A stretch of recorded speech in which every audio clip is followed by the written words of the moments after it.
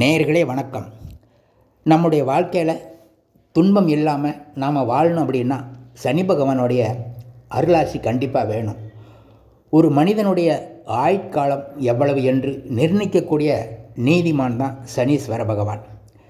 நீண்ட ஆயுளுடன் ஆரோக்கியத்துடன் வாழக்கூடிய ஒரு சூழ்நிலையை உண்டாக்குறதும் இந்த சனீஸ் பகவான் தான். இந்த சனி பகவானை சனிக்கிழமையில் கருட தரிசனம் செஞ்சால் நமக்கு பிணி பீடைகள், துக்கம், சோம்பல், மந்தம் இது போன்ற பிரச்சனைகள் நீங்கி சுபிட்சமாக நாம் வாழலாம் அப்படிங்கிறது ஜோதிட சாஸ்திரம். சனிக்கிழமை காலையிலும் சரி மாலை நேரங்களிலும் சரி கருட தரிசனம் செய்யலாம்.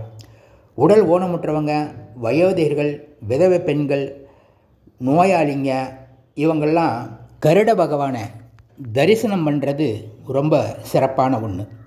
வேலைக்காரர்கள், அதாவது கடின உழைப்பாளிகள், வேர்வை சிந்தி உழைக்கக்கூடியவங்க, இந்த மாதிரி இருக்கிறவங்களாம் சனிக்கிழமை கருட தரிசனம் செஞ்சால் வாழ்க்கையில் நல்ல முன்னேற்றம் ஏற்படும். அவருடைய சுய ஜாதகத்தில் லக்னத்திலிருந்து 6ஆம் வீட்டில் அல்லது 8ஆம் இடத்துல 12ஆம் இடத்துல சனி பகவான் இருந்தாலும் சரி, அல்லது சனி பகவான் அதாவது மேசத்தில் இருந்தாலும், மேசம் நீச்ச வீடு, பகை வீட்டில் இருந்தாலும், அல்லது செவ்வாய், சூரியன், ராகு, கேது போன்ற கிரகங்களுடைய பார்வை ஏற்பட்டாலும் அவர்களோட சேர்ந்திருந்தாலும் கூட இந்த சனி பகவான் நமக்கு பல துன்பங்களை கொடுப்பதற்கு அதிக வாய்ப்பு இருக்குது.